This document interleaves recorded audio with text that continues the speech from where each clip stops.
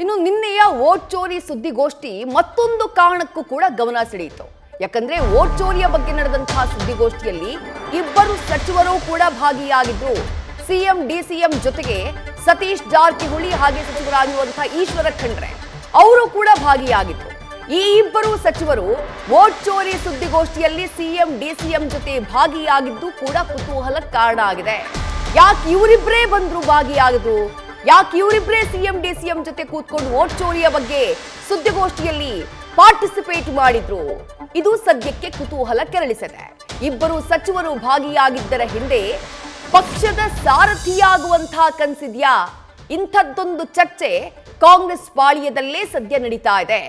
ನಿನ್ನೆ ನಡೆದಂತಹ ಸುದ್ದಿಗೋಷ್ಠಿ ವೋಟ್ ಚೋರಿಗೆ ಸಂಬಂಧಪಟ್ಟ ಹಾಗೆ ಸಿಎಂ ಹಾಗೆ ಡಿಸಿಎಂ ನಡೆಸಿದಂತಹ ಸುದ್ದಿಗೋಷ್ಠಿ, ಜಂಟಿ ಸುದ್ದಿಗೋಷ್ಠಿ. ಆ ಸುದ್ದಿಗೋಷ್ಠಿಯಲ್ಲಿ ವೇದಿಕೆಯನ್ನ ಹಂಚಿಕೊಂಡಿದ್ರು ಸತೀಶ್ ಜಾರಕಿಹೊಳಿ ಹಾಗೆಯೇ ಸಚಿವರಾಗಿರುವಂತಹ ಈಶ್ವರ ಖಂಡ್ರೆ. ಈ ಇಬ್ಬರೂ ಕೂಡ ಒಂದೇ ವೇದಿಕೆಯಲ್ಲಿ ಸಿಎಂ ಡಿಸಿಎಂ ಜೊತೆ ಅಕ್ಕಪಕ್ಕದಲ್ಲಿ ಕಾಣಿಸಿಕೊಂಡ್ರಲ್ಲ, ಅವರಿಬ್ರು ಜೊತೆಯಾಗಿ ಕಾಣಿಸಿಕೊಂಡಿದ್ದಕ್ಕೆ, ಒಟ್ಟಾಗಿ ಕಾರ್ಯಕ್ರಮದ ವೇದಿಕೆಯಲ್ಲಿ ಕಾಣಿಸಿಕೊಂಡಿದ್ದಕ್ಕೆ, ಸುದ್ದಿಗೋಷ್ಠಿಯಲ್ಲಿ ಕಾಣಿಸಿಕೊಂಡಿದ್ದಕ್ಕೆ ಹಲವು ಪ್ರಶ್ನೆಗಳು ಎದ್ದಿವೆ, ಹಲವು ಚರ್ಚೆಗಳು ನಡೀತಾ ಇದೆ. ಇಬ್ರು ಕೂಡ ಕೆಪಿಸಿಸಿ ಅಧ್ಯಕ್ಷ ಸ್ಥಾನದ ಮೇಲೆ ಕಣ್ಣಿಟ್ಟಿದ್ದಾರಾ? ಆ ಲೆಕ್ಕಾಚಾರದ ಭಾಗವಾಗಿ ಈ ಸುದ್ದಿಗೋಷ್ಠಿಯಲ್ಲಿ ಭಾಗಿಯಾದ್ರ ಅನ್ನುವಂತಹ ಚರ್ಚೆಗಳು ನಡೀತಾ ಇವೆ.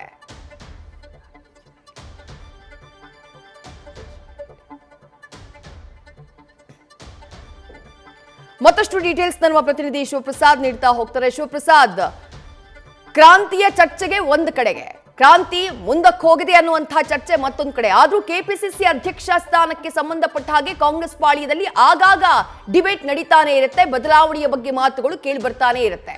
ನಿನ್ನೆ ಸಿಎಂ ಡಿಸಿಎಂ ನಡೆಸಿದಂತಹ ಸುದ್ದಿಗೋಷ್ಠಿ ವೋಟ್ ಚೋರಿಗೆ ಸಂಬಂಧಪಟ್ಟ ಹಾಗೆ ಸತೀಶ್ ಜಾರಕಿಹೊಳಿ ಹಾಗೆ ಈಶ್ವರ ಖಂಡ್ರೆ ಅವರಿಬ್ಬರೇ ಯಾಕೆ ಭಾಗಿಯಾದ್ರು? ಅವರು ಭಾಗಿಯಾಗಿರೋದ್ರ ಬಗ್ಗೆ ಕಾಂಗ್ರೆಸ್ ಪಾಳ್ಯದಲ್ಲಿ ಆಗ್ತಾ ಇರುವಂತಹ ಚರ್ಚೆಗಳು ಏನೇನು ಶಿವಪ್ರಸಾದ್? ಖಂಡಿತವಾಗಿ ವಿದ್ಯಾಶ್ರೀ, ಈಗಾಗಲೇ ರಾಜ್ಯದಲ್ಲಿ ನವೆಂಬರ್ ಕ್ರಾಂತಿ ವಿಚಾರ ಕುರಿತಂತೆ ಚರ್ಚೆ ಆಗ್ತಾ ಇದೆ. ಇದರ ನಡುವೆನೂ ಕೂಡ ಕೆಪಿಸಿಸಿ ಅಧ್ಯಕ್ಷರ ಬದಲಾವಣೆ ವಿಚಾರ ಕೂಡ ಈಗ ಹೈಕಮಾಂಡ್ ಹತ್ರ ಇದೆ. ಹೈಕಮಾಂಡ್ ಈ ವಿಚಾರ ಕುರಿತಂತೆ ಚಿಂತನೆಯನ್ನು ಕೂಡ ನಡೆಸಿದೆ. ರಾಜ್ಯ ನಾಯಕರುಗಳು ಕೂಡ ಕೆಪಿಸಿಸಿಗೆ ನೂತನ ಸಾರಥಿಯನ್ನ ಆಯ್ಕೆ ಮಾಡಬೇಕು ಎಂಬತಕ್ಕಂಥ ಆಗ್ರಹವನ್ನು ಕೂಡ ಆರಂಭದಿಂದಲೂ ಮಾಡಿದ್ರು.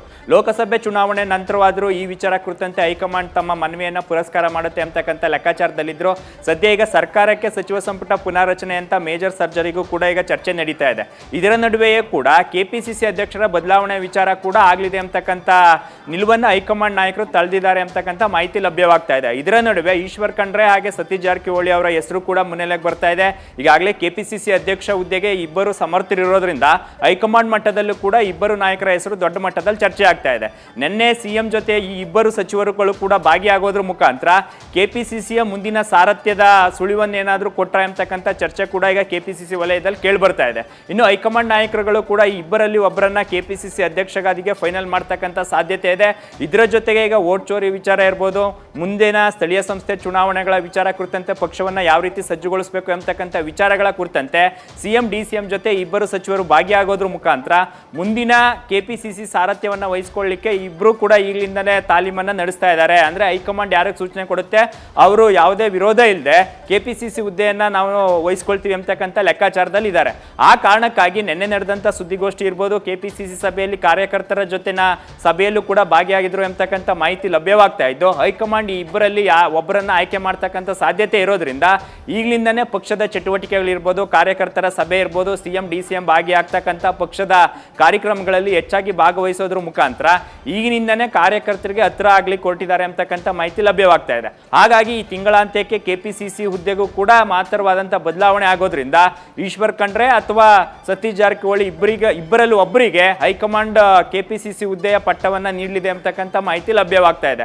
ಆ ಕಾರಣಕ್ಕಾಗಿ ಇಬ್ಬರು ಸಚಿವರು ಈಗಲಿಂದನೇ ಅಲರ್ಟ್ ಆಗಿದ್ದು ಕೆಪಿಸಿಸಿ ಕಾರ್ಯಕ್ರಮಗಳಲ್ಲಿ ಸಿಎಂ ಮತ್ತೆ ಡಿಸಿಎಂ ಜೊತೆ ಹೆಚ್ಚೆಚ್ಚಾಗಿ ಕಾಣಿಸ್ಕೊಳ್ತಾ ಇದ್ದಾರೆ ಅಂತಕ್ಕಂಥ ಚರ್ಚೆ ಈಗ ಕೆಪಿಸಿಸಿ ಕಚೇರಿಯಿಂದ ಕೇಳಿಬರ್ತಾ ಇರತಕ್ಕಂಥದ್ದು. ವಿದ್ಯಾಶ್ರೀ, ಥ್ಯಾಂಕ್ ಯು ಶಿವಪ್ರಸಾದ್ ತಮ್ಮೆಲ್ಲ ಡೀಟೇಲ್ಸ್ಗೆ. ನ್ಯೂಸ್ ಫಸ್ಟ್ ನಿರ್ಭೀತಿಯಿಂದ ನಿಮ್ಮ ಪರವಾಗಿ.